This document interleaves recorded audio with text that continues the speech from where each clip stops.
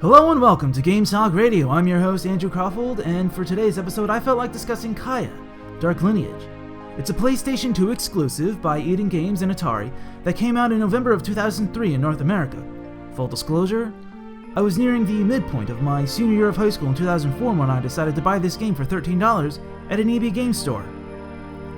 You play as Kaya, a young girl who is transported along with her half-brother to a magical world of floating landmasses, dangerous traps, evil wolves called Wolfen, and friendly anamorphic creatures that look like a cross between a gremlin and a mogwai known simply as natives.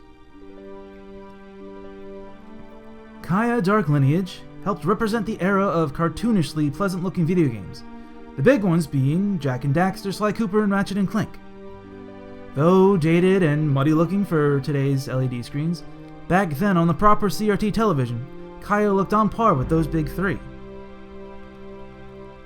The main goal of the game is to save your half-brother and the natives from your evil father, who is basically the Skeletor of that world, turning the innocent and friendly natives into those murderously vicious wolfen. Minus the camera controls on the right analog stick, which were pretty wonky even for then, and the fact that there was no option to swap the direction of your input. There is a lot to love about this game. The story is fun and entertaining. It never bogs you down with real-world politics. It's a fantasy adventure through and through. It's a situation like most games were back then, where the heroism is thrust upon you. And the gameplay loop is easily the best part, helping you lose track of time. My favorite mechanic in the game has to be, without a doubt, the free-falling sections of that game, as it gives the player the best challenge, dodging and weaving objects in your way as you try to reach the ground safely. A close second comes in the form of the quote-end-quote slip and slide sections of the game, where you find yourself in a similar fashion to the free-falling, moving from side to side and jumping over obstacles while riding what is essentially a snowboard. The game does a good job of leading you in the right direction. In the main hub world where the natives live, the game gives you large arrows which point you towards the shops that you will need to aid you in your quest. And your current quest, or main objective if you will, is also stamped on the map screen for such cases when you get lost. There are two fighting mechanics the game gives you right off the bat.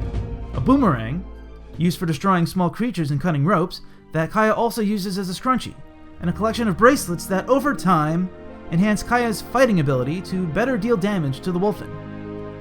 It's easy to argue that the fighting mechanics are a bit simple, amounting to just a few different button combinations, and while I wouldn't disagree with that sentiment, I would argue that that is what keeps the game relevant.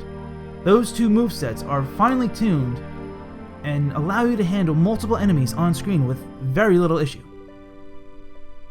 While it's not an easy game to find today, it is a game I would recommend to anyone still interested in playing those Jak and Daxter styled platformers from the 6th generation, especially ones that you might have missed or overlooked. Even picking it up again today in 2021 for this look back, after my last playthrough was probably 10 years ago, I was immediately enamored by it. If it ever becomes available on the PlayStation Store, I would recommend picking it up in a heartbeat. Kaya Dark Lineage is a very good game that is oft overlooked in the landscape of action platformers, especially from that era, but it is a beautiful accent to your library.